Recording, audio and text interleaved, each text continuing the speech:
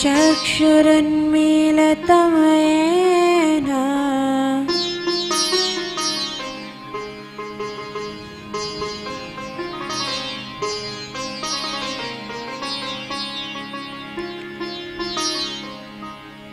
ॐ अज्ञानतिमिरान्धस्य ज्ञानाञ्जनशलाकया चक्षुरुन्मीलितं येन तस्मै श्रीगुरवे नमः।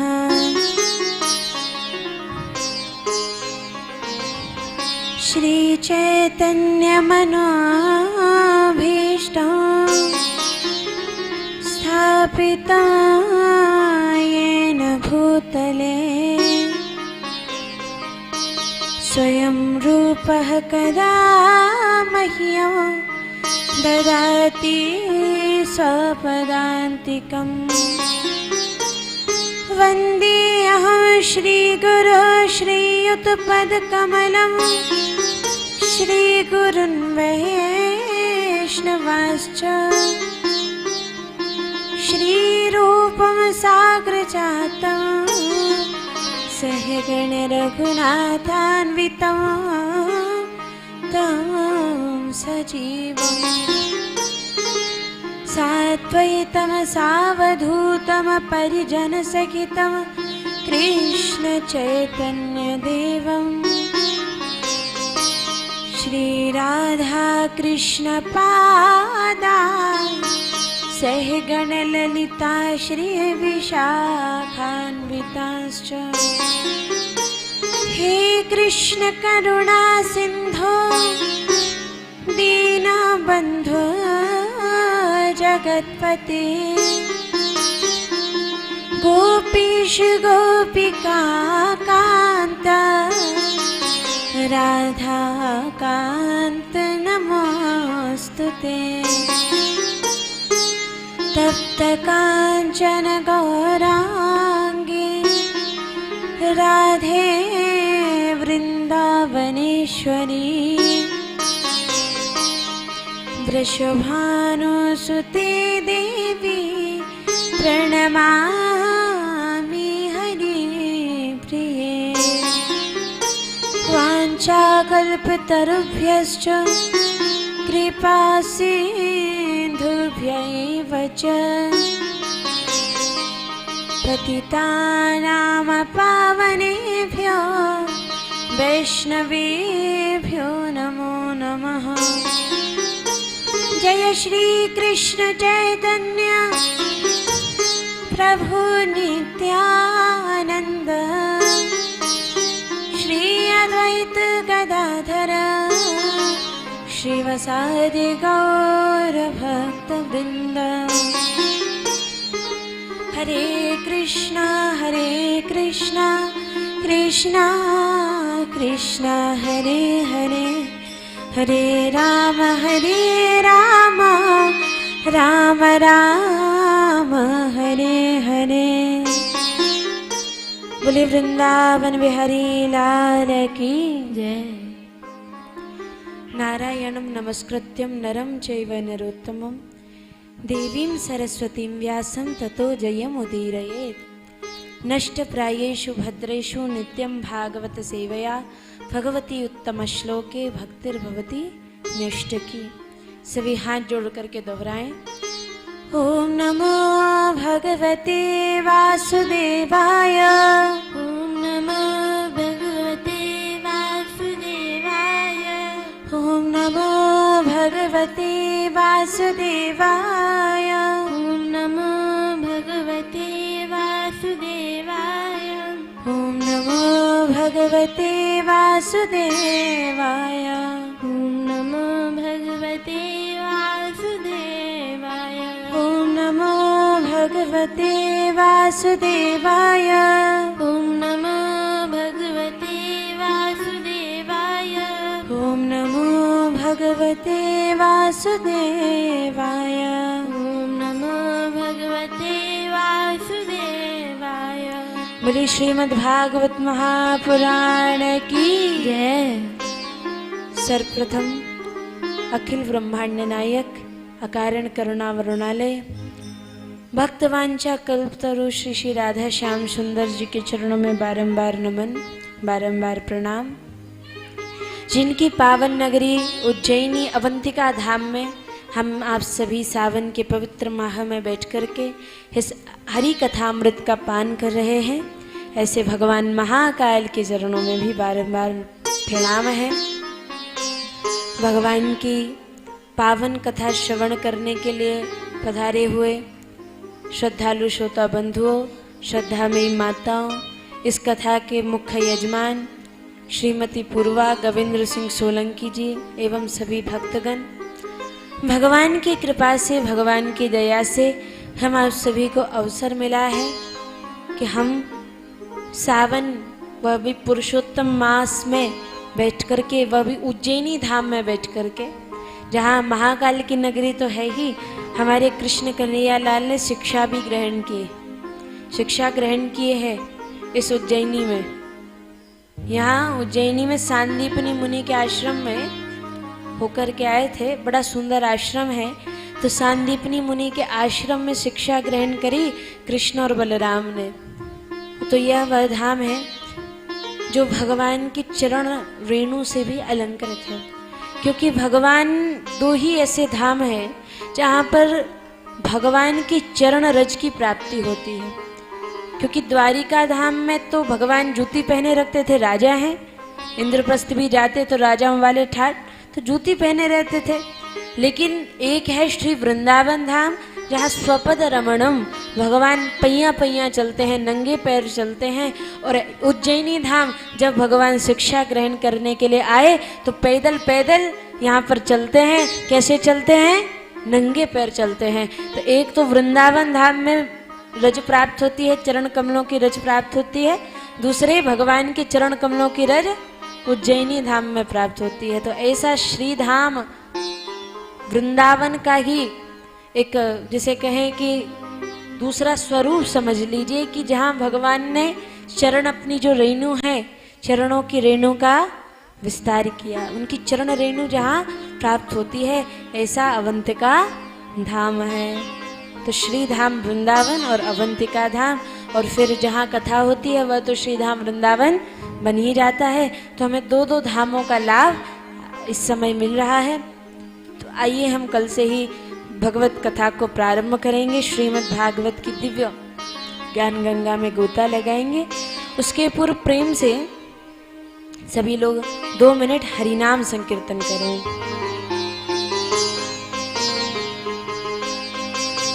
हरे कृष्णा कृष्णा कृष्णा हरे हरे, हरे राम राम राम राम हरे हरे,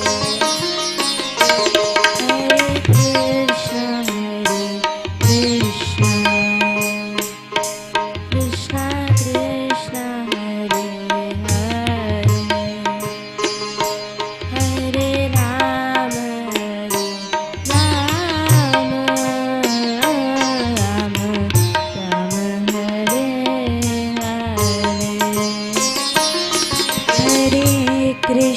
हरे कृष्णा कृष्णा कृष्णा हरे हरे, हरे राम राम राम राम हरे हरे। गाइए हरे कृष्णा कृष्णा कृष्णा कृष्णा हरे हरे, हरे राम राम राम राम हरे हरे, हरे कृष्णा कृष्ण कृष्ण हरे हरे, हरे राम राम राम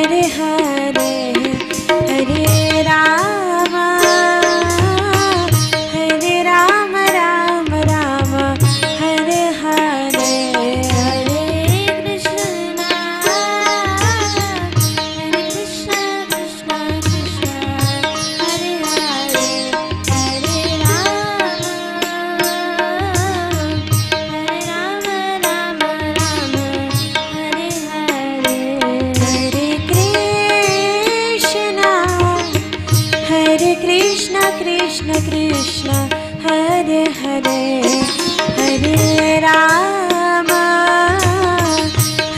राम राम हरे हरे हरे कृष्ण कृष्ण कृष्ण हरे हरे हरे राम राम हरे हरे हरे कृष्ण कृष्ण कृष्ण हरे हरे हरे राम राम हरे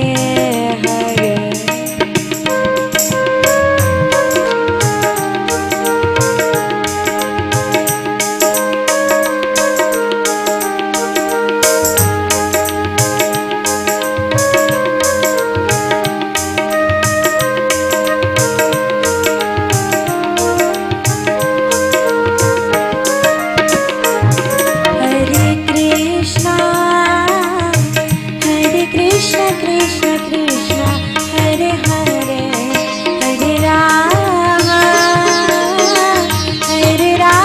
राम राम हरे हरे कृष्ण हरे हरे हरे राम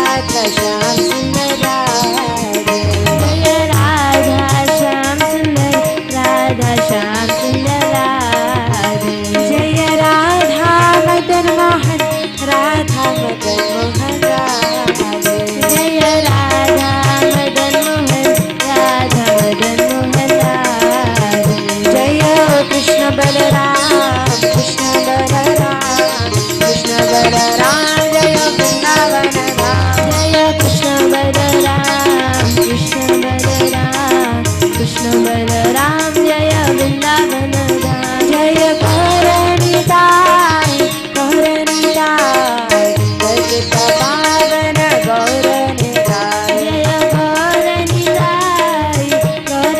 राम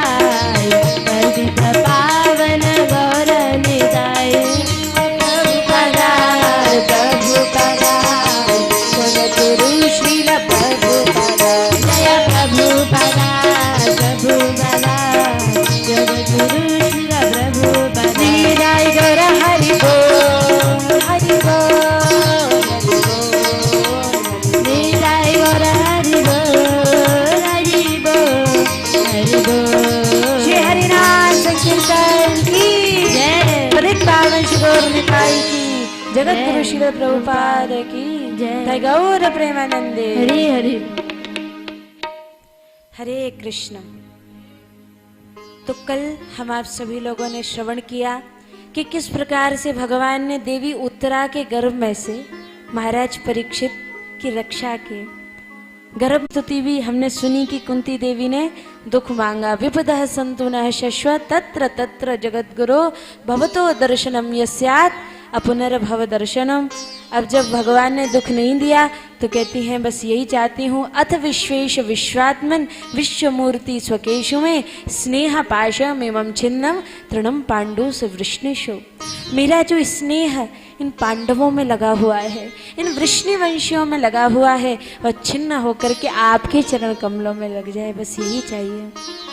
भगवान ने आशीर्वाद दिया और भगवान रुक गए। तो कुंती देवी की स्तुति पर तो भगवान रुके ही थे, लेकिन एक व्यक्ति और भी थे जो भगवान का इंतजार कर रहे थे, भगवान की प्रतीक्षा कर रहे थे। कौन थे? पितामह भीष्म। सरसैया पर पड़े हुए, बाणों की सैया पर पड़े हुए प्रभु का इंतजार कर रहे थे, प्रतीक्षा कर रहे थे। तो एक दिन भगवान पांडवों को साथ लेकर के पितामह भीष्म के मनोरथ को भी पूर्ण करने के लिए उनके यहाँ पर गए, जहाँ पर वो शरसैया पर पड़े हुए थे। वहाँ पर जाकर के पितामह भीष्म से प्रभु ने कहा कि हे पितामह, हमारे युधिष्ठिर भैया को मन में यह क्षोभ हो रहा है कि मेरे कारण इतनी सारी औरतें विधवा हो गई, इतनी सारी स्त्रियां विधवा हो गई, मेरे कारण मेरे कुल का नाश हो गया, मेरी राज्य गद्दी प्राप्त करने की लालसा के कारण इतना बड़ा नरसंहार हुआ, तो आप इनका क्षोभ है इसको दूर करिए। तब भीष्म गीता का प्रादुर्भाव हुआ। पितामह भीष्म ने बड़ा सुंदर उपदेश दिया, अनेक प्रकार की नीतियों को समझाते हुए कहा कि हे युधिष्ठिर, तुम बिल्कुल मत सोचो कि तुम्हारे कारण ये नरसंहार हुआ है, तुम्हारे कारण तुम्हारे कुल का नाश हुआ है। ये बहुत आवश्यक था। वास्तव में ये लड़ाई तुम्हारी नहीं थी, ये लड़ाई धर्म के लिए थी। देखो, अपने शरीर का प्रिय से प्रिय अंग अगर उसमें भयंकर बीमारी हो जाए और डॉक्टर कहे कि ये तो कटवाना पड़ेगा, अगर कटवाओगे नहीं तो पूरे शरीर में बीमारी फैल जाएगी, तो प्रिय से प्रिय अंग भी काटना पड़ता है। उसी प्रकार से ये कौरव भी समाज के लिए रोगग्रस्त अंग के समान थे। अगर इनको काटा ना जाता तो समाज में रोग फैलता, समाज में अधर्म बढ़ता है, इसलिए उनको काटना ही श्रेयस्कर था। इसलिए हे युधिष्ठिर, अपने मन में बिल्कुल क्षोभ मत रखो। वास्तव में तुमने तो पुण्य का कार्य किया है, जो समाज के दूषणों का वध कर दिया, समाज को दूषित होने से बचा लिया और धर्म की प्रतिष्ठापना की। इसलिए बिल्कुल भी क्षोभ मत रखो। खूब समझाए। अब युधिष्ठिर जी को थोड़ी शांति मिली। भीष्म गीता राज धर्मान मोक्ष धर्मान आदि आदि मोक्ष धर्म राज धर्म स्त्री धर्म दान धर्म आदि आदि समझा करके इसी को भीष्म गीता कहते हैं। इस प्रकार से समझा रहे हैं पितामह भीष्म। और जब समझा चुके तो कहने लगे, हे पांडवों, अब तुम मेरे सामने से हट जाओ और हे कृष्ण, अब मेरे पैरों की तरफ आप आ जाइए। भगवान कहने लगे कि पितामह, दुनिया कहती है कि जब हम मर रहे हों, जब हम शरीर त्याग रहे हों तो हमारे सिरहाने आ जाना, और आप कह रहे हो अरे अब मैं अपने प्राण त्यागना चाहता हूँ, इसलिए हे पांडवों तुम हट जाओ, कृष्ण को आने दो, कृष्ण हमारे पैरों की साइड आ जाओ, प्रभु हमारे पैरों की तरफ आ जाओ। दुनिया कहती है कि जब हम मरे तो आपका हाथ हमारे सिर पे हो, आप हमारे बगल में खड़े हो, सिराने खड़े हो, और आप क्या कह रहे हो, हमारे पैरों साइड आ जाओ। ऐसा क्यों? पितामह भीष्म कहने लगे, अगर मैं सामान्य स्थिति में होता तो मैं भी यही कहता कि मेरे सिरहाने आ जाओ, लेकिन मैं सामान्य स्थिति में तो नहीं, एक एक रोम में एक एक बाण छिदा हुआ है, इस परिस्थिति में हूँ। अगर आप सिरहाने आओगे तो मुड़ करके आपको देख नहीं पाऊंगा, इसलिए कह रहा हूँ कि मेरे सामने आ जाओ, पैरों के तरफ आ जाओ, तो आपके दर्शन करते हुए अपने इन प्राणों का मैं त्याग करूंगा।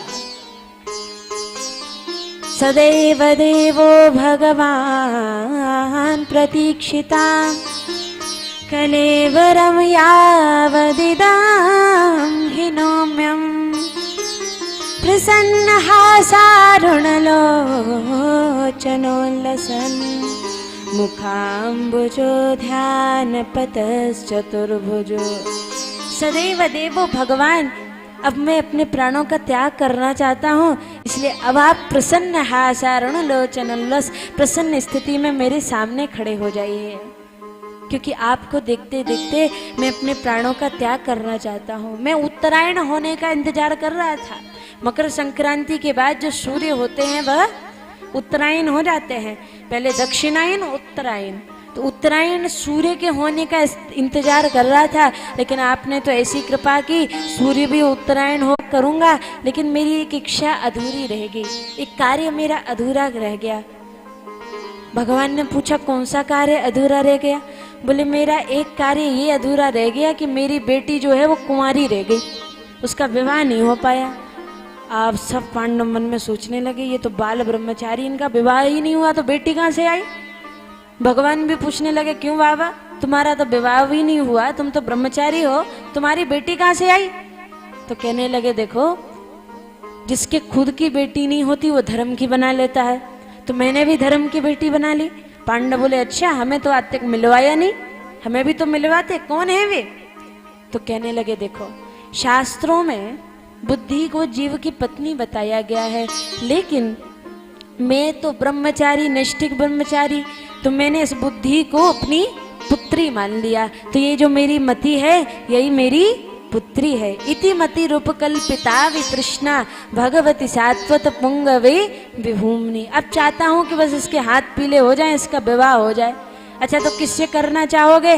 बोले हे श्री कृष्ण, आपसे ज्यादा योग्य वर तो मुझे कोई मिलता नहीं, आप ही सबसे योग्य वर हो। मेरी बेटी जिसको ब्याह, मेरी मति जिसको ब्याहे, उस लायक तो आप ही हो। इसलिए हे श्री कृष्ण, मेरी मति आपकी बन जाए श्रीमती, बस यही चाहिए।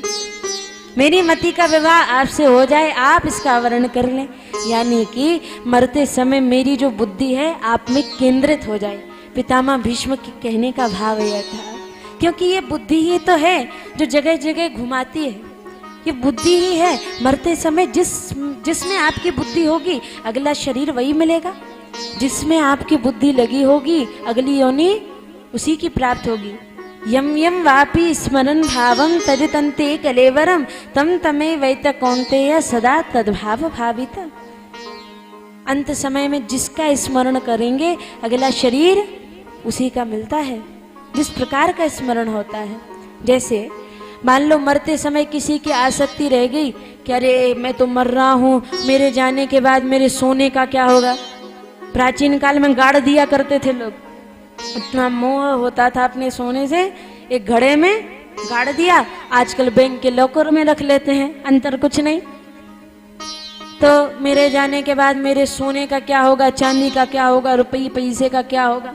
अगर मरते समय किसी की आसक्ति सोने में, चांदी में, रुपए में, पैसे में रह गई तो अगली योनि पता है किसकी प्राप्त होती है?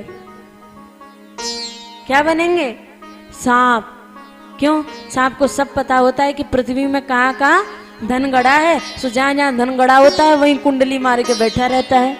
और भगवान कहते हैं तुम थोड़े से सोने के लिए परेशान थे, अब पृथ्वी में जितना धन गड़ा है सब तुम्हारा, तो बैठा रहता है सर्प। अगर मरते समय किसी की आसक्ति उसके दुकान में, मकान में, जमीन में, जायदाद में, इन सब में रह गई तो अगली योनि जानते हैं किसकी प्राप्त होती है? प्रेत योनि। प्रेत योनि प्राप्त होती है। प्रेत लोग घुमा करते हैं ना। भगवान कहते हैं तुम एक दो मकान के लिए परेशान थे, थोड़ी सी जमीन के लिए परेशान थे, अब पृथ्वी पे जितने खंडर हैं सब तुम्हारे, खूब घूमो। अगर मरते समय किसी की आसक्ति बच्चों में रह गई, अरे मेरे नाती का क्या होगा, पोते का क्या होगा, वो तो मेरे बिना खाना नहीं खाता, मेरी वो वाली बच्ची नहीं आई, वो बेटा नहीं आया, अगर मरते समय इनमें आसक्ति रह गई तो अगली योनि सूअर की या कुत्ते की प्राप्त होती है, सूकर कुकर की योनि प्राप्त होती है। क्यों? क्योंकि भगवान कहते हैं तुम एक दो बच्चों के लिए परेशान हो रहे थे, अब 10-10, 12-12 लो। और जितना प्रेम मनुष्य नहीं करता बच्चे को, उतना प्रेम वो लोग करते हैं। 10-10, 12-12 करो, प्रेम कर सकते हो जितना। मरते समय जिसमें हमारी बुद्धि रही, जिसमें मति अटकी, वो वही ले जाएगी, वही योनि हमें प्राप्त होगी। और कहीं मरते समय भगवत आसक्ति हो गई, भगवान का नाम मुख से निकल गया कि कोई बहुत बड़े वैष्णव की याद आ गई, कोई रामायण की चौपाई याद आ गई, कोई श्रीमद् भागवत का भगवत गीता का श्लोक याद आ गया, तो फिर उस धाम की प्राप्ति होती है कि ना तद्भासते सूर्यो न शशांको न पावका यद गत्वा न निवर्तन्ते तद्धाम परमं मम। जिस धाम से लौट करके फिर आना नहीं पड़ता। इसलिए मति को पहले से अभ्यास करना चाहिए कि ये मति भगवान में अटके, क्योंकि जिंदगी भर जहाँ मति फंसी होगी अंत समय में भी वही ध्यान आएगा। उसी प्रकार अगर भगवान में मति फंस गई, भगवान में चित्त चोर में चित्त लग गया, तो अंत समय भी चित्त चोर ही याद आएंगे। इतना आसान नहीं है। भगवान ही जब कृपा करते हैं तब ऐसी परिस्थिति निर्मित होती है कि हम भगवान को याद कर पाएं। इसलिए तो भक्त कहते हैं कि हे प्रभु, कृष्णा त्वदीय पद पंकज पंकरान्ते अद्यैव मे विशतो मानस राजहंस। कृष्ण त्वदीय पद पंकज पंकरान्ते, हे कृष्ण हम आपके चरण कमलों में कृष्ण त्वदीय पद पंकज पंकरान्ते नमन करते हैं। अद्यैव में विशतु मानस राजहंस प्राण प्रयाण समये कपवात पित्तौ कंठावरोधन विधौ स्मरणं कुतस्ते। जब मैं मर रहा होऊंगा, जब मेरी अंतिम गति हो रही होगी, अंतिम समय होगा, उस समय मेरा तो सामर्थ्य नहीं आपका नाम लेने का, आपको स्मरण करने का, क्योंकि मेरे कंठ में तो कफवात पित्त फंसा हुआ होगा। हे कृष्ण, मैं अभी आपको स्मरण कर सकता हूँ। आप मुझ पर ऐसी कृपा करिए कि अंत समय में भी आपकी स्मृति बनी रहे। प्राण प्रयाण समय कफवात पित्तौ कंठावरोधन विधौ स्मरणम कुतस्ते। कैसे आपका स्मरण करूंगा, इसलिए कृपा करिएगा। तो पितामह भीष्म कहते हैं कि बस मेरी मति आपकी श्रीमती बन जाए, यानी कि मेरी मति का विवाह आपसे हो जाए, मेरे अंत काल में मेरी मति आप में लग जाए, बस यही चाहता हूँ, ताकि और भटकना ना पड़े, उस धाम में जगह मिल जाए यद गत्वा न निवर्तन्ते, जहाँ से लौट करके फिर आना नहीं पड़ता, जन्म मरण के चक्कर से मुक्ति मिल जाती है, उस धाम में मुझे स्थान मिल जाएगा यदि मेरी मति आप में केंद्रित हो गई। इसलिए आज सामने खड़े रहिए। और भगवान ने जो कृपा की है पितामह पर, उन सबको याद कर रहे हैं पितामह कि मेरे प्रण के लिए आपने अपना प्रण तोड़ दिया था। मैंने प्रण किया था कि आज जो हरि ही न शस्त्र गाँव तो लाजू गंगा जननी को शांतन सुत न कहूं। और आप भी चक्र चक्र कह करके रथ का पहिया लेकर के भागे थे, यद्यपि आपको जरूरत नहीं थी। आप चाहते तो तुरंत अपनी दैवीय प्रभाव से मेरे बाण वर्षा को रोक सकते थे, लेकिन फिर भी चूंकि मैंने प्रतिज्ञा की थी, तो भक्त की प्रतिज्ञा का मान रखने के लिए आपने अपनी प्रतिज्ञा तोड़ दी। कितनी कृपा प्रभु मुझ पर की। और संसार सब सोचता है, संसार सोचता है कि मैंने कौरवों का पक्ष इसलिए लिया क्योंकि मेरी मजबूरी थी। मैंने प्रतिज्ञा की थी कि राज सिंहासन पर जो बैठेगा उसको अपने पिता के समान मानूंगा, पिता के समान उसका आदेश का पालन करूंगा। और राजगद्दी के प्रति मेरी निष्ठा थी, प्रण लिया था, प्रतिज्ञा की थी, इसलिए मैं कौरवों के पक्ष में हुआ। लेकिन जानते हैं प्रभु मेरा आंतरिक भाव क्या है, मेरे अंदर का भाव क्या है? मेरे अंदर का भाव ये है कि अगर मैं पांडव पक्ष में होता तो यहाँ आपका रथ होता, यहाँ मेरा रथ होता, तो मैं आपके दर्शन नहीं कर पाता। लेकिन जब कौरव पक्ष में था और आमने सामने युद्ध होता था तो बस आपके दर्शन करता रहता था। ये मेरा आंतरिक भाव है, इसलिए मैं कौरवों के पक्ष में हुआ। कौरव पक्ष में आपकी उस झांकी का दर्शन करता हूँ जब आप घोड़ों को संभालते थे, और घोड़ों को संभालते संभालते आपके भाल पर, आपके ललाट पर, माथे पर पसीने की बूंदें आ जाती थी। और वो पसीना आता था उसी समय ऐसे घोड़े, ऐसे हाथी वहाँ से जाते थे। युद्ध में तो बहुत धूल उड़ती है, तो धूल उड़ती थी, खूब खूब धूल के अंबार उड़ा करते थे। और उस धूल में वह धूल आपके मुख पर भी आती थी, क्योंकि पसीना पूरे मुख पर होता था, इसलिए वह धूल आपके मुख पर चिपक जाती थी। और सत्य बता रहा हूँ, उस झांकी से ज़्यादा प्यारी झांकी मुझे कुछ नहीं लगती। जब आप पसीने में लथपथ हो, आपके ऊपर धूल चिपक जाती है, बस उस झांकी को मुझे सबसे ज़्यादा प्यारी लगती हो। मैं अपने हृदय में उसी झांकी को बिछा करके रखता हूँ। देखो, भगवान तो धूल भरे भी अच्छे लगते हैं, हम लोग आभूषण पहनते हैं, पाउडर लगाते हैं, मेकअप लगाते हैं। क्यों लगाते हैं? ताकि हम अच्छे लगे। हम लोग आभूषण पहनते हैं ताकि हम अच्छे लगे, लेकिन भगवान आभूषण पहनते हैं, आभूषण अच्छे लगते हैं। हमारे आभूषण पहनने से हम अच्छे लगते हैं, लेकिन भगवान के आभूषण पहनने से आभूषण अच्छे लगते हैं। धूल भरे भी बड़े सुंदर लगते हैं। रसकान जी का पद है ना कि धूल भरे अति शोभित श्याम जो, तैसी बनी सिर सुंदर चोटी। धूल भरी अति शोभित, यानी पहले तो शोभित लगते हैं, जब धूल लग जाती है तो अति शोभित। धूल भरे अति शोभित श्याम जो, तैसी बनी सिर सुंदर चोटी। ओ खेलत खात फिरे अंगना, पग पे जनी बाजत पीरी कछोटे।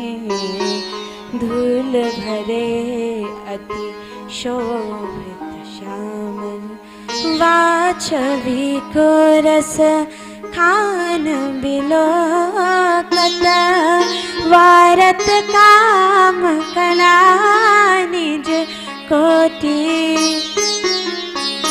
वाछवी को रस खान बिलोकत, वारत काम कला निज कोटि।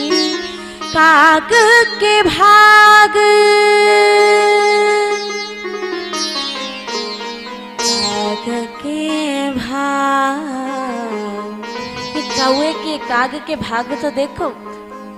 कौआ यानी काग भुषुंड जी आते हैं, भगवान से कहते हैं राम अवतार में तो खूब जूठन दिया, अब इस अवतार में भी तो जूठन दो। राम अवतार में पूरे जूठन पर मेरा अधिकार था, अब इस अवतार में भी मुझे जूठन दो। भगवान कहने लगे ये ऑफर केवल राम अवतार के लिए सीमित था, इस अवतार में नहीं मिलेगा। क्यों नहीं मिलेगा प्रभु? बोले राम अवतार में तो तुम्हें जूठन मिल जाता था, इसमें नहीं मिल सकता। क्यों? बोले इस अवतार में तो हम दूसरों का जूठन खाते फिर रहे हैं, तुम्हें कहाँ से जूठन दे, हम ही दूसरों का खा रहे हैं। काकभूषण जी बोले नहीं दोगे? बोले नहीं, नहीं दोगे? नहीं। तो हाथ में माखन रोटी लिए थे, छीन करके उड़ गए। और सखी दर्शन करती है तो कहती है कि काग के भाग बड़े सजनी, हरि हाथ सोने गयो माखन रोटी। धूल भरे अति शोभित श्याम, अति शोभित, ऐसे सुंदर लगते हैं। यही भाव पितामह भीष्म का है कि प्रभु आप इतने सुंदर लगते थे जब अर्जुन का रथ हाँकते थे। बस यही झांकी मेरे हृदय में बसी हुई है। इसी झांकी के दर्शन करते हुए, इसी को याद करते हुए अपने देह को त्यागना चाहता हूँ। और भगवान को सामने रख करके पितामह भीष्म अपने देह का त्याग कर रहे हैं। आइए हम लोग भी पितामह भीष्म के भाव में भावित होकर के गाएं। देहांत काले तुम सामने हो, मुरली बजाते मन को लुभाते। देहांत काले तुम सामने हो, मुरली बजाते मन को लुभाते। यही गीत गाते चलना गाते, हे नाथ नारायण वासुदेवा। यही गीत गाते चलना गाते, हे नाथ नारायण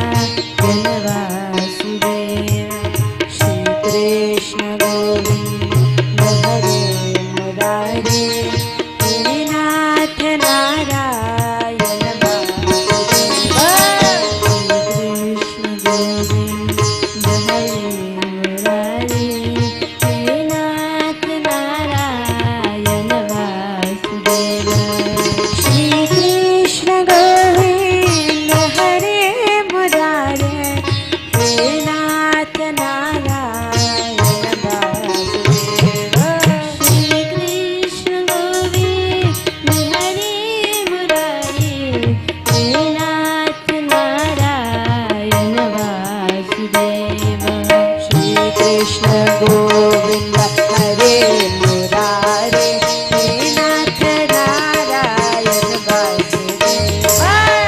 कृष्ण गोविंद हरे मुरारे, हे नाथ नारायण वासुदेव। श्री कृष्ण गोविंद हरे मुरारे, हे नाथ नारायण वासुदेव। श्री कृष्ण गोविंद हरे मुरारे, हे नाथ नारायण वासुदेव। श्री कृष्ण गोविंद हरे मुरारे, हे नाथ नारायण वासुदेव। श्री कृष्ण गोविंद हरे मुरारे, हे नाथ नारायण वासुदेव। सभी लोग साथ में श्री कृष्ण गोविंद। आवाज आना चाहिए आप लोगों की। श्री कृष्ण। हम भी तो देखें महाशक्ति नगर वालों में कितनी शक्ति है। श्री कृष्ण गोविंद। हाँ अब लगी ना। श्री कृष्ण गोविंद हरे मुरारे, हे नाथ नारायण वासुदेव। श्री कृष्ण गोविंद हरे मुरारे, हे नाथ नारायण वासुदेव। राधे राधे राधे भजो राधे राधे राधे, राधे राधे राधे भजो राधे राधे राधे। श्री राधे राधे राधे, श्री राधे राधे राधे, श्री राधे राधे राधे, राधे राधे राधे, श्री राधे राधे राधे, श्री राधे राधे राधे, राधे राधे राधे, श्री राधे राधे राधे। श्री कृष्ण गोविंद हरे मुरारे, हे नाथ नारायण वासुदेव। हे नाथ नारायण। बोल वृंदावन बिहारी लाल की जय। तो इस प्रकार से परम भागवत पितामह भीष्म ने परम पद को प्राप्त किया। परम पद की प्राप्ति पितामह भीष्म को हुई। बोलिए भीष्म पितामह जी महाराज की जय। पितामह भीष्म को परम पद की प्राप्ति हुई है। यहाँ भगवान भी अब द्वारिका की ओर प्रस्थान किए और बहुत दिनों बाद अपने द्वारिकाधीश को आया हुआ देख करके दौड़ पड़े सारे द्वारिकावासी और यथा योग्य मिले सबही कृपाला। भगवान चूंकि बहुत दिन बाद मिले थे इसलिए सारे द्वारिकावासी व्याकुल थे। तो जितने द्वारिका के वासी थे भगवान ने उतने ही रूप बना लिए और सबको लगा सबसे पहले हम ही से मिले। ये भगवान का स्वभाव है, हर भक्त को संतुष्ट करते हैं। यहाँ पर भगवान सभी से मिले। श्री सूत जी महाराज कहते हैं कि हे ऋषियों, आपका प्रश्न परीक्षित के विषय में था, सो वो सुनो। कालांतर में देवी उत्तरा ने बालक परीक्षित को जन्म दिया। बड़े बड़े विद्वान ब्राह्मण आए, बालक का जात कर्म संस्कार हुआ, नाम रखा गया विष्णुराज। क्या नाम रखा? विष्णुराज। अब तो वह बालक जिसकी भी गोद में जाता उसी का मुंह ताकता, मानो जानना चाहता हो कि वो कौन है जो माँ के गर्भ में मुझसे मिलने आया था। इसलिए चारों तरफ किसी को ढूंढने की वजह से, किसी को ताकने की वजह से इनका नाम पड़ गया परीक्षित। परितः इक्षति इति परीक्षितः। ऐसा लगता है मानो चारों तरफ किसी को ढूंढ रहा हो। भगवान भी हस्तिनापुर आते जाते रहते। एक दिन विदुर जी आए और विदुर जी आए तो पांडवों ने बड़ा दिव्य स्वागत किया और रात्रि में धृतराष्ट्र को समझा बुझा करके विदुर जी ले गए कि अब तुम्हारा जन्म ऐसे ही चला गया, अब भगवान की भक्ति करो। ऐसा समझा करके धृतराष्ट्र को विदुर जी ले गए। सुबह से अपने धृतराष्ट्र ताऊ जी को ना पा करके बड़े चिंतित हुए पांडव। तो नारद जी ने आकर के समझाया, अरे विदुर जी ले गए हैं, चिंता की कोई बात नहीं है, साधु से होए ना कारज हानि, कोई हानि नहीं होगी। विदुर जी लेकर के गए हैं, अब तुम भी उनका मोह छोड़ो, उनको भी अपना जीवन सफल कर लेने दो। एक दिन की बात, भगवान द्वारिकाधीश आए। तो भगवान द्वारिकाधीश इस बार आए तो अर्जुन को भी अपने साथ द्वारिका ले गए। लेकिन 7 महीने बीत गए, अर्जुन लौट करके नहीं आए। और जब 7 महीने बाद भी अर्जुन लौट करके नहीं आए, तब तो धर्मराज युधिष्ठिर को चिंता होने लगे। 7 महीने बीत गए हैं, अर्जुन लौट करके नहीं आए, और मुझे भी तरह तरह के अपशगुन हो रहे हैं।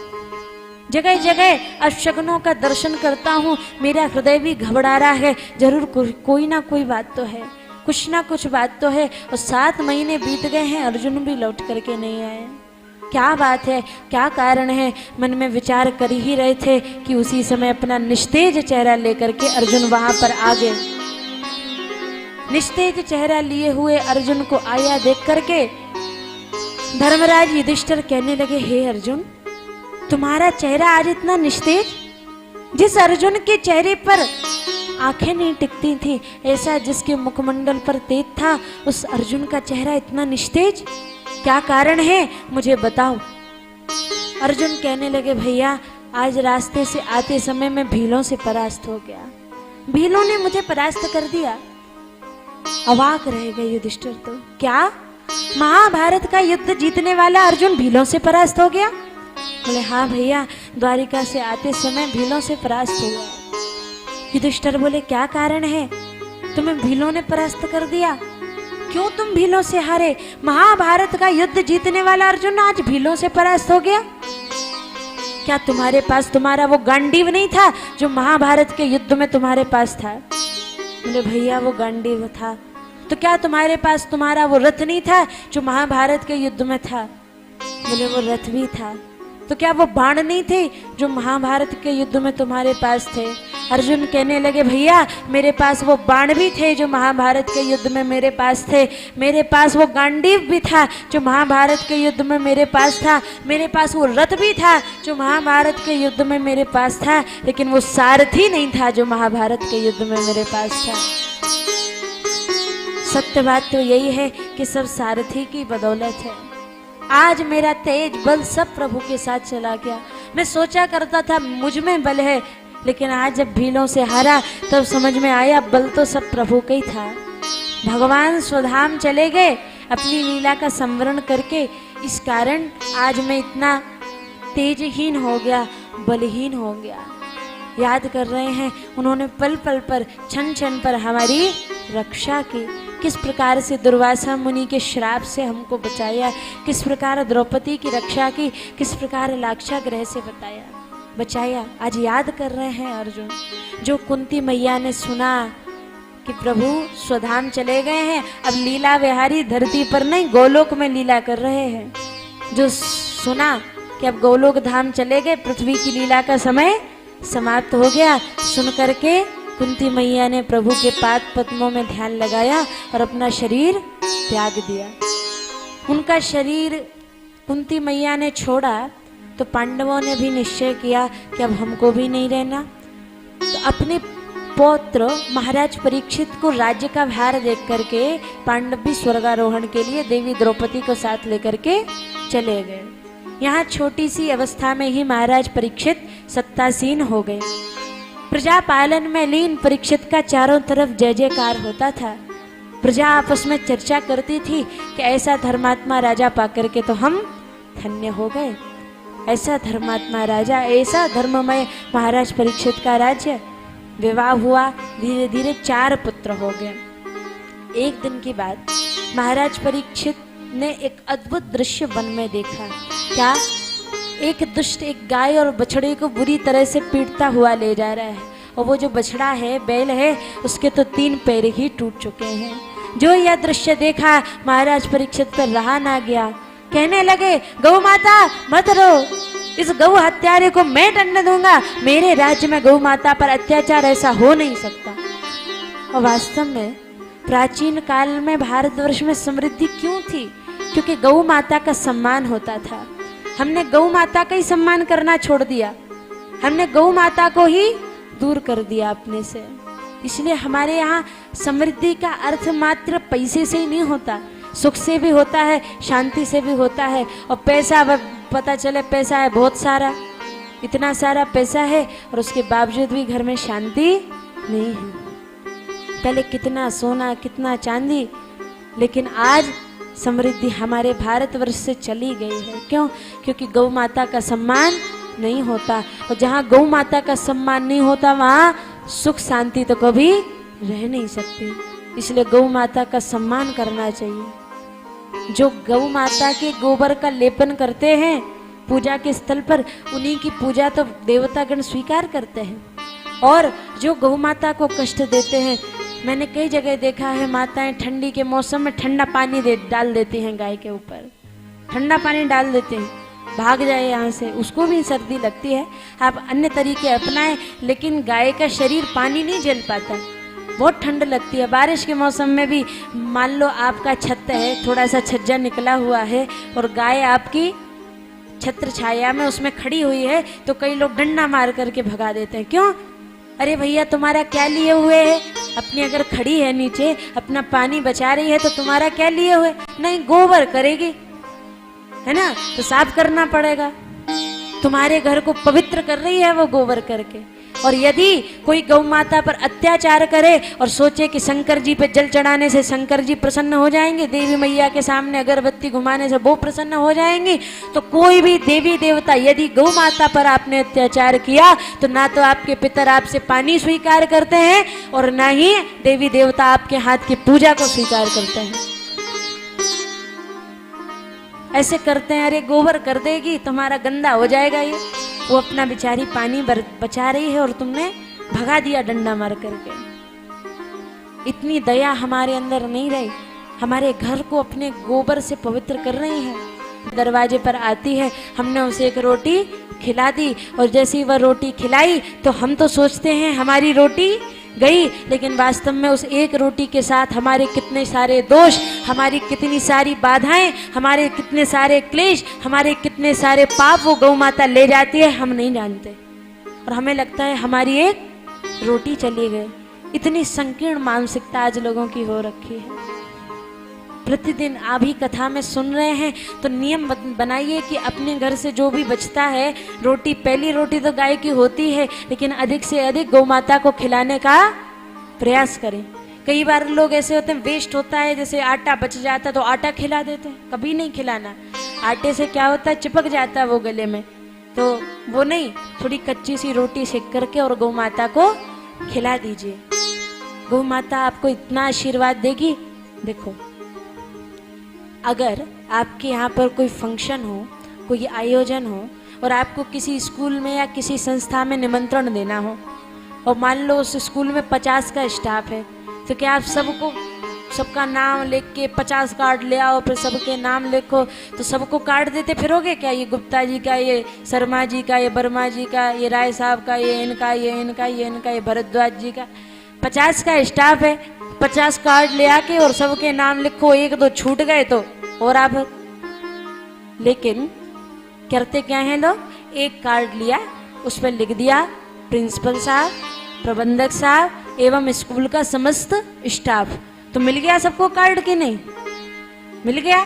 उसी प्रकार से एक अकेली गौ माता की आप सेवा कर दीजिए, तो चूंकि गौ माता के शरीर में 33 करोड़ देवी देवताओं का वास होता है, तो 33 करोड़ देवी देवता अपने आप प्रसन्न हो जाते हैं। अगर गौ माता की सेवा कर दी, गौ माता को घास खिला दी, तो सारे देवी देवता उसी में प्रसन्न हो जाते हैं। और हमारी कुंडली में बहुत सारे दोष होते हैं, नवग्रह परेशान करते हैं, तो गौ माता को घास खिलाइए। गौ माता को घास खिलाने से नवग्रहों की भी शांति होती है। हमारे 9 ग्रह में से जो भी हमें पीड़ा दे रहे होंगे वो कुछ कम होते हैं, उनकी शांति होती है। इसलिए विचार करके देखो, अगर गौ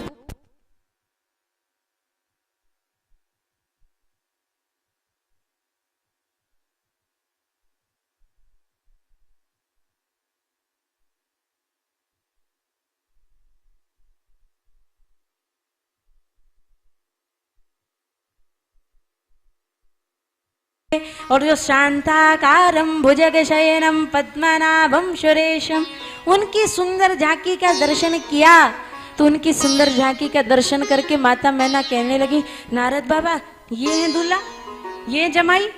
तो नारद जी कहने लगे, माता ये आपके दामाद तो नहीं है, लेकिन उनके मित्र जरूर हैं। हाँ, ऐसे ही समझ लो। मन में सोचने लगी, वाह, दामाद का मित्र ऐसा है तो दामाद कैसा होगा। अब अगले नंबर पे देवराज इंद्र आए।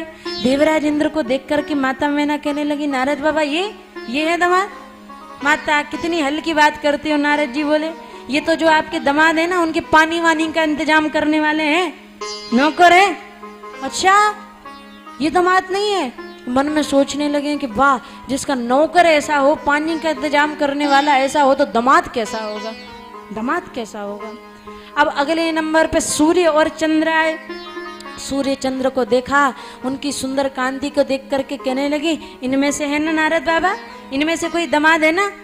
तो नारद जी कहने लगे, अरे माता कितनी हल्की बात करती हो, ये तो आपके जो दामाद हैं उनकी बारात में इलेक्ट्रीशियन है, लाइट वाइट का काम करने वाले, उनके संग में आए लाइट का काम करने के लिए। अच्छा, मन में सोचने लगी, लाइट का काम करने वाले ऐसे लुआ के आए हैं तो दामाद कैसा होगा। अगले नंबर पे कुबेर आए। कुबेर हम सभी जानते हैं वित्त मंत्री हैं। ऊपर से नीचे तक सोने से मड़े हुए कुबेर के सुंदर स्वरूप को देखा, बोले नारद बाबा ये है ना, ये है दामाद? नारद जी बोले, माता ये दामाद तो नहीं, ये आपके दामाद नहीं है, ये आपके दामाद है ना, उनके मुनीम साहब हैं, उनका लेखा जोखा रखते हैं। अब तो माता मैना चरणों में दंडवत हो गई। ऐसा जिसका मुनीम हो, ऐसे जिसके पानी वानी का इंतजाम करने वाले हो, ऐसे जिसके इलेक्ट्रीशियन हो, ऐसा जिसका मित्र हो, दामाद कैसा होगा।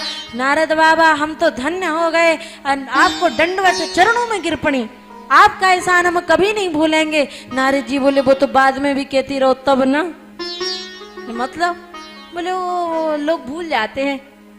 अब फाइनल हो गया कि अगले नंबर पे शंकर जी आने वाले हैं। मन में सोचा शंकर जी आ रहे हैं, तो नारद जी ने सोचा अब यहाँ पे खड़े रहना ठीक नहीं होगा। तो नारद जी माता मैना से बोले, माता आप तो जानती ही हो कि हमें सब जानते हैं, तो हमारा विवाह में सबसे मिलना जुलना हो जाए, हम जाएं? माता बोली जाओ। अब नारद जी तो ऐसा करके खिसक लिए, लेकिन उसी समय वहां पर नंदीश्वर पर विराजमान भगवान शंकर आए। तो शंकर जी विराजमान थे नंदी पे, सो बेल ही बेल दिखे, शंकर जी तो दिखे ही ना। माता मैना ने ऋषियों से पूछा, कहाँ है दामाद? बोले इसी पे बैठे हैं, आप पहले नंदी जी का पूजन करो। सो माता मैना ने नंदी जी को टीका लगाया, 2 पूड़ी खिलाई। आप पीछे बैठे शंकर जी ने सोचा चलो हमारा जो होगा सो होगा, नंदी को तो पूड़ी मिल गई, नंदी को तो भोजन मिल गया, हमारा जो होगा सो होगा। आप बोले हमने इनका पूजन कर दिया, अब कहाँ है दामाद? तो नंदी पे बैठे थे, बैल पे बैठे थे, वो भी उल्टे, तो बैल को उल्टा किया गया, तब जाके दूल्हा मारा सीधे हुए। और उनकी छवि को देख करके कौन की आरती उतारे? माता मैना की तो चीख निकल गई, हे भगवान, आरती की थाली गिरा दी, जल से भरा कलश गिरा दिया। माता मैना तो आधी बेहोश हो गई। माता लोग लेकर के गई, अपने अपने गेट बंद कर लिए। अब शिव जी के गणों को हंसी भी लगे और दुख भी होवे, सो कहने लगे चलो बाबा। शिव जी बोले कहाँ चले? बोले घर, कैलाश, और कहाँ? चलो। बोले क्यों? बोले ससुराल की चौखट पे आके इतना बड़ा अपमान हो गया और कहते हो क्यों? ससुराल की चौखट पे आके इतना बड़ा अपमान हो गया और कहते हो क्यों चले? बोले हाँ अपमान तो हुआ, लेकिन हमें अपमान लगा नहीं। बोले क्यों? आपकी सासू माता ने आपको देख करके आरती की थाली गिरा दी, जल से भरा कलश गिरा दिया, गेट बंद कर लिया, अपमान नहीं है? तो शंकर जी कहने लगे क्या है ना, हमारी सासू माता बड़ी होशियार है। उन्होंने देखा कि जिसके सिर पर स्वयं चंद्रमा प्रकाश दे रहा हो, उसको ये आरती की थाली का दीपक क्या दिखाना, इसलिए आरती की थाली गिरा दी। अच्छा, जल से भरा कलश क्यों गिरा दिया? बोले उन्होंने सोचा जिसके सर पर स्वयं गंगा जी बह रही हो, उसको लोटा भर के कलश भर के जल क्या दिखाना, सो गिरा दिया। अच्छा, तो फिर माताओं ने, अच्छा ये बताओ गेट क्यों बंद कर लिए अपने घर के? बोले देखो हर जगह की अपनी अपनी रीति होती है विवाह की, शायद यहाँ ऐसी रीति होती होगी कि वर महाराज को देख के, दूल्हा महाराज को देख के गेट बंद कर लिए जाते हो। अच्छा, तो आपकी सासू माता आपको देख के डर क्यों गई? तो शंकर भगवान बोले हमें देख के थोड़ी ना डरी है। फिर बोले हमारे गले में सांप देख लिया सो डर गई। देखो सर्प को कहते हैं काल, सर्प का नाम है काल। तो भगवान शंकर कहते हैं उन्होंने मेरे गले में पड़े हुए सर्प को देखा, मेरे गले में पड़े हुए काल को देखा, इसलिए डर गई। अगर काल को ना देखकर महाकाल को देखती तो डरती नहीं, अभय हो जाती। महाकाल को देखती तो अभय हो जाती, काल को देखा है तो डर, और जो काल को देखे वह डरता है, और जो महाकाल को देखता है वह अभय हो जाता है, अभय हो जाता है। आप देवता बोले हमें तो आपकी एक भी बात समझ में नहीं आती। ब्रह्मा जी बोले तुम्हें आएगी भी नहीं, तुम देव ये महादेव, अभी तो लौट चलो। सो सब चले गए जनवासे में। यहाँ माता मैना क्रोध में, सारा रनिवास शांत है और कहती है क्या मैंने कर्म किए होंगे जो ऐसा हुआ। तुम्हें जिस विधाता ने इतना सुंदर रूप दिया, उसी ने तुम्हारे बर को इतना बावला बना दिया, और उस अपने जीते जी तो मैं तुम्हारा विवाह उससे कभी नहीं होने दूंगी। तुम सहित गिरते गिरो, तुम सहित गिरते गिरो, पावक जरो जल विधि परो, तुम सहित गिरते गिरो, तुम सहित गिरते गिरो, पावक जरो जल विधि परो, तुम सहित।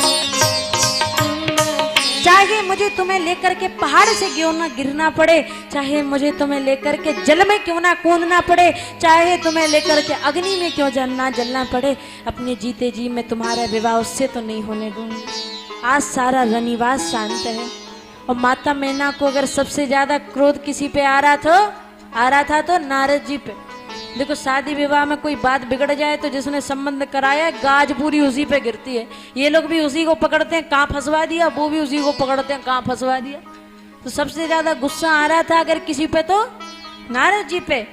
माता मैना कहती भी है, नारद कर हम काह बिगारा, भवन मोर जिन बसत उजारा, नारद कर हम काह बिगारा, भवन मोर जिन बसत उजारा, साचियों न के मोह न माया, साचहुन के मोह न माया, उदासीन धन धाम न जाया, उदासीन धन धाम न जाया, घर घर घारक लाज न भीरा, बांझ की जान सब के पीरा, घर घारक लाज न भीरा, बांझ की जान सब के पीरा। अरे क्या बिगाड़ा था हमने नारद जी का। सब शांत है, सारा रनिवास शांत है, लेकिन माता पार्वती समझाती है कि माता तुम सन मिटही की विधि के अंका, मात व्यर्थ जनी ले हो कलंका। क्या आपके कहने से विधाता का लेख मिट जाएगा? मेरे माथे पर जो लिखा होगा विधाता ने वही तो होगा। सबने समझाया, नहीं मानी। सप्त ऋषियों ने नारद जी से कहा आप जाकर के समझाइए। नारद जी ने कहा हमारी बात अब कौन सुनेगा, ले हम चलते हैं।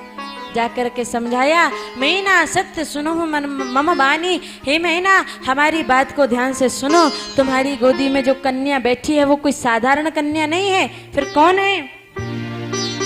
देवी भजो दुर्गा भवानी, देवी भजो दुर्गा भवानी, देवी भजो दुर्गा भवानी, देवी भजो दुर्गा भवानी, सिंहवाहिनी सिंहवाहिनी, मेरी सासुर मर्दिनी,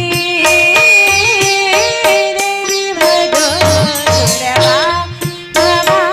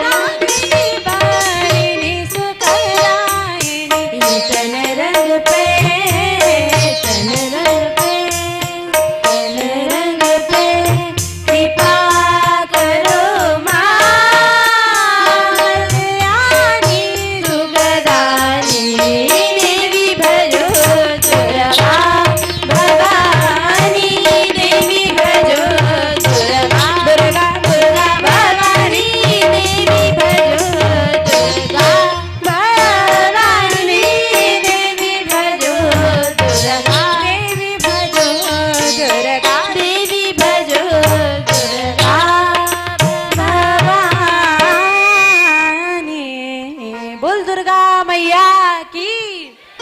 कोई और नहीं है, ये साक्षात जगदम्बिका भवानी है। माता मैना ने सुना तो तब मैना हिमवंत आनंदे पुनि पुनि पार्वती पद वंदे। आनंदित हो गए, पार्वती जी के चरणों का वंदन किया। अब तो हर्ष का माहौल हो गया। यहाँ शंकर जी से किसी ने प्रार्थना की कि आप सुंदर रूप बना लो।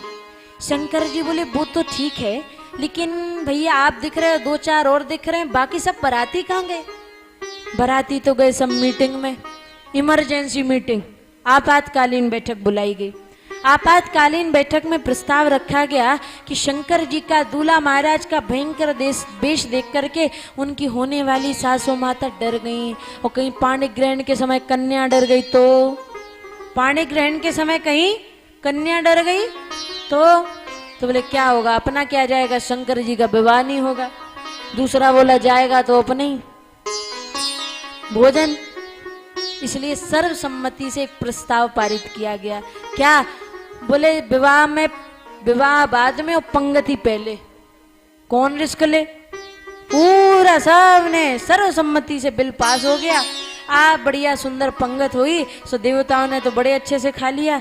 लेकिन जैसे ही भूत प्रेतों का नंबर आया, अब वो बेचारा लेके खड़ा है पत्तल, डाले नहीं। दूर से एक सज्जन खड़े खड़े देख रहे थे, बोले बेचारे बराती हैं, भूखे होंगे, डालो पत्तल। तो बोले तुम बड़े होशियार, तुम ही आ जाओ। आया, क्या देखा, पहले नंबर पे एक ऐसे सज्जन बैठे हैं जिनके मुख ही नहीं है, मुंह ही नहीं है, को मुखहीन। तो वो बेचारा सोच रहा था कि जब इनके मुख ही नहीं है तो खाएंगे कैसे, जब इनके मुख ही नहीं है तो ये खाएंगे कैसे। तो उन्होंने क्या किया, ये सोच रहे थे पत्तल डालें कि ना डालें। तो सज्जन क्या बोले, इनके तो मुंह ही नहीं है, खाएंगे कैसे। तो उस बराती के अंदर से आवाज आई, इससे तुम्हें क्या मतलब, इससे तुमको क्या मतलब। डर के मारे डाली एक पत्तल, आगे बढ़े। अगले ही नंबर पे एक ऐसे सज्जन बैठे जिनके मुख ही मुख हैं। तो सोचा एक पत्तल डालें कि इनके मुंह जितने हैं गिन के डालें। और नजर घुमाई तो एक ऐसे बैठे जिनके पीछे मुख है, तो सोच रहे इन्हें आगे डालें पत्तल के पीछे डालें। एक ऐसे बैठे जिनके चार दिशा में चार मुंह है, तो इन्हें एक पत्तल डालें कि आगे ही चार डाल दें, कि मतलब चार दिशा में चार डालें, क्या करें।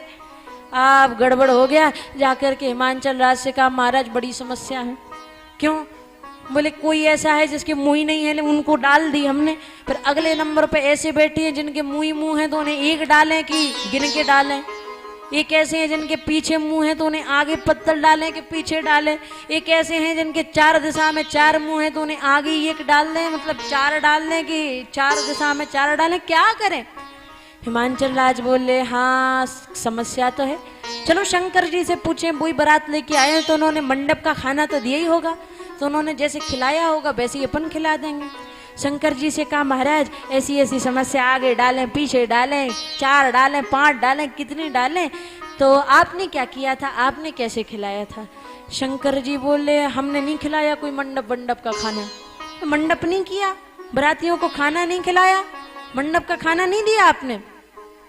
बोले ऐसा है कि हमारा प्लान ये है कि हम रिसेप्शन करेंगे, एट होम देंगे, शादी के बाद करेंगे। तो बोले शादी के बाद कैसे खिलाओगे। बोले जैसे तुम खिलाओगे वैसे हम खिला देंगे। अब हिमांचल राज बड़ी दुविधा में।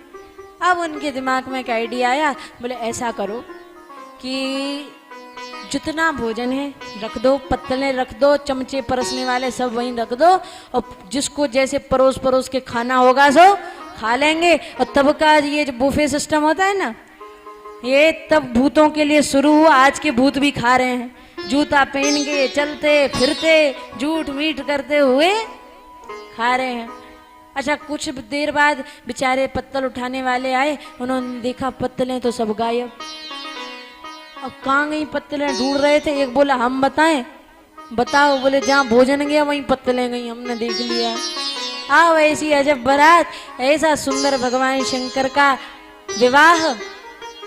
अब सुंदर गौरी माता सज करके आई। उस समय उस विवाह मंडप में वेद मंत्र मुनिवर उच्चर है, वेद मंत्र मुनिवर उच्चर है, वेद मंत्र मुनिवर उच्चर चराहे, वेद मंत्र मुनिवर उच्चराहे। जय जय जय शंकर सुर कराहे, जय जय जय शंकर सुर कराहे। और गौरी शंकर का विवाह संपन्न हुआ। बोलो गौरी शंकर भगवान की जय। अब आइए हम लोग भी विवाह में शामिल होंगे। प्रेम से सभी लोग हमारे महाकाल के विवाह में सम्मिलित हो। दूल्हा बने हैं भोलेनाथ, ब्याह रचाने चले। दूल्हा बने हैं भोलेनाथ, ब्याह रचाने चले। लेके निराली बारात, लीला रचाने चले। लेके निराली बारात, लीला रचाने चले। शिव चौदस की शुभ रात आई, शिव चौदस की शुभ रात आई। बाजे नगाड़े और गूंजी शहनाई, बाजे नगाड़े और गूंजी शहनाई। महादेव महादेव महादेव देवों के साथ पूजा को लाने चले। जैसे निराली बारात लीला रचाने चले। दूल्हा बने हैं भोलेनाथ, ब्याह रचाने चले।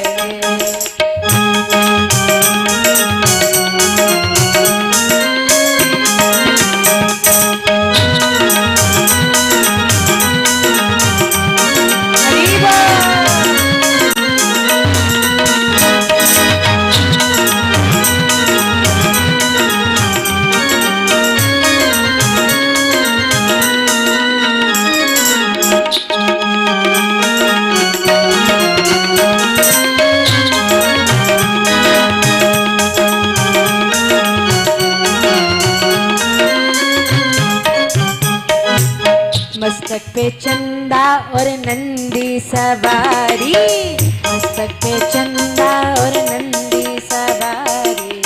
सहरा जटाओं का बांधे त्रिपुरारी, सहरा जटाओं का बांधे त्रिपुरारी। डमरू आहा डमरू, डमरू त्रिशूल लिए हाथ, गले को लगाने चले। लेके निराली बारात, लीला रचाने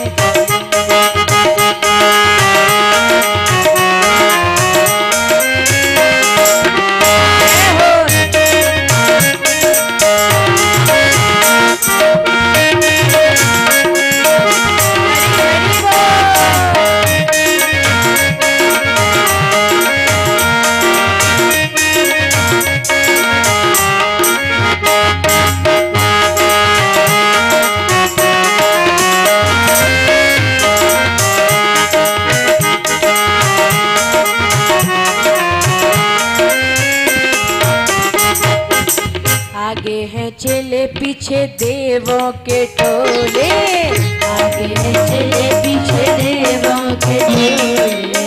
गाते चले सब बम बम भोले। घर घर में घर घर में घर घर में चढ़ता है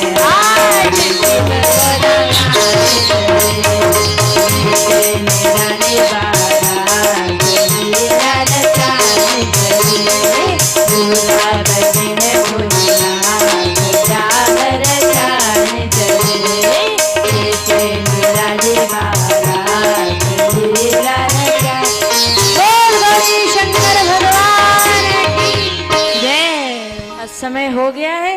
तो अब कल सभी लोगों के लिए विशेष सूचना यह है कि कल हमारे कृष्ण कन्हैया लाल आने वाले हैं। तो कल आप लोग वामन भगवान का जन्मोत्सव भी मनाएंगे, राम जी का जन्मोत्सव भी मनाएंगे, कृष्ण जी का जन्मोत्सव भी मनाएंगे। तो कल रामनवमी, जन्माष्टमी, वामन द्वादशी सब मना लेंगे। तो कल अब आप लोगों को निमंत्रण है, सब आएंगे।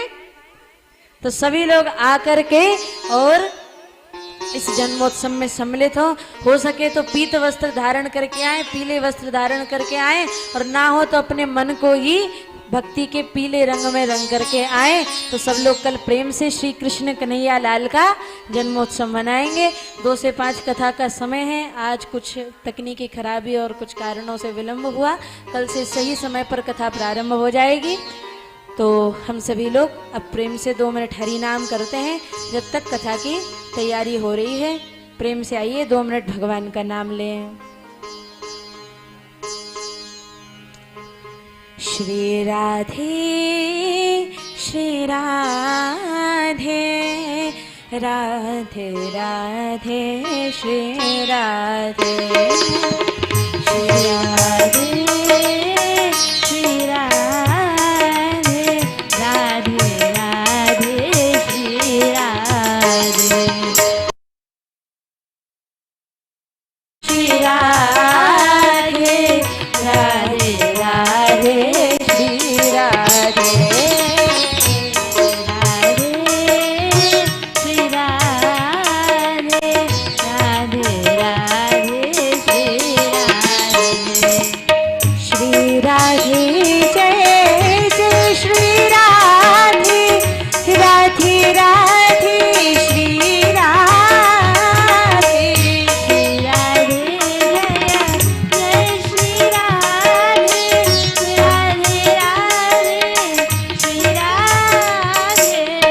श्री राधे जय जय श्री राधे, राधे राधे श्री राधे, श्री राधे जय जय श्री राधे, राधे राधे श्री राधे, राधे जय राधे, राधे राधे श्री राधे, श्री राधे जय राधे, राधे राधे श्री राधे, राधे मेरी सामने मैं राधे को दास, जन्म जन्म मोह दीजियो श्री वृंदावन वास, राधे श्री राधे, राधे राधे श्री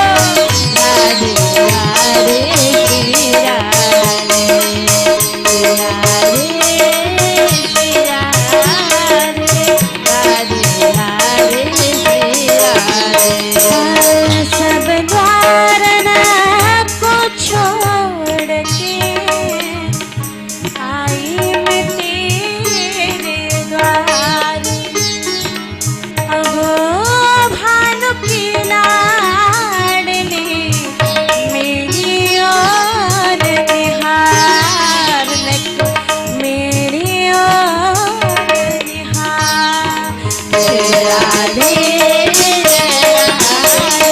राधे राधे श्री राधे, राधे राधे श्री राधे,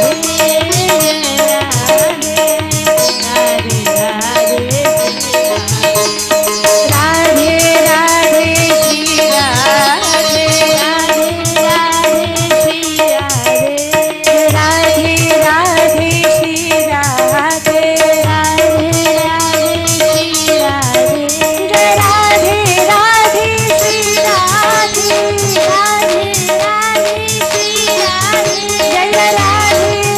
राधे श्री राधे, राधे श्री राधे,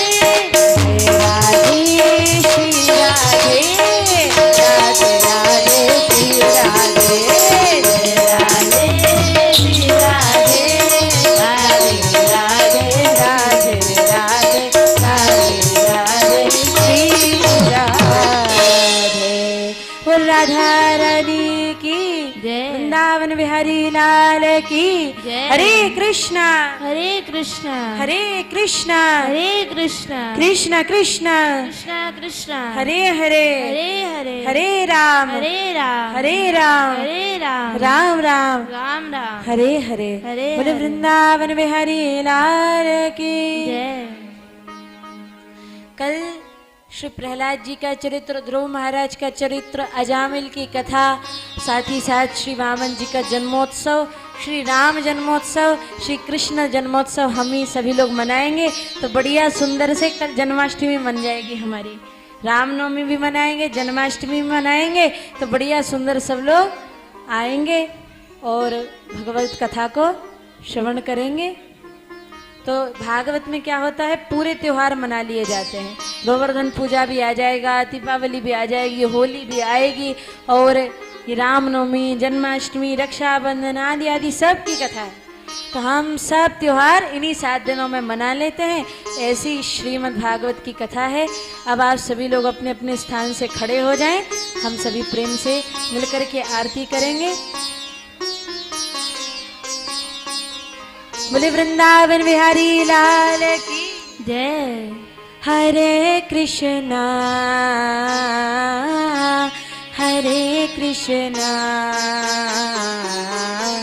कृष्णा कृष्णा हरे हरे राम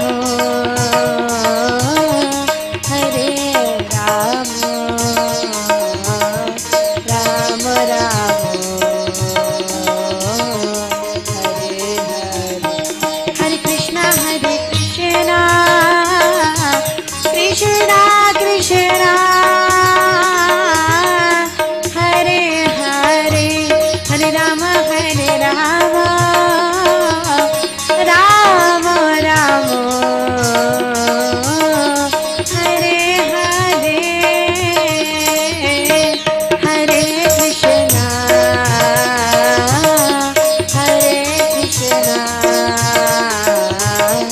कृष्णा कृष्णा हरे राम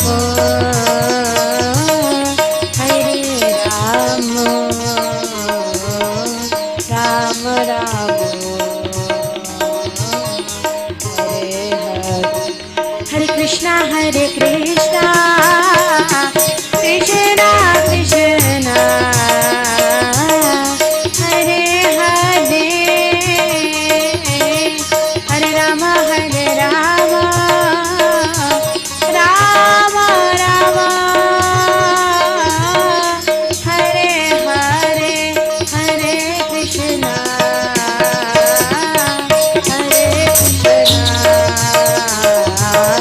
कृष्णा कृष्णा हरे हरे,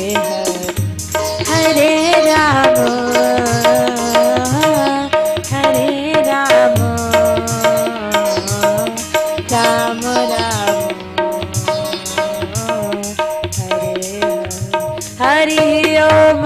चंद्रमा मनसो जात चक्षुः सूर्यो अजायत श्रोतावायस प्राणस्य मुखादजायत।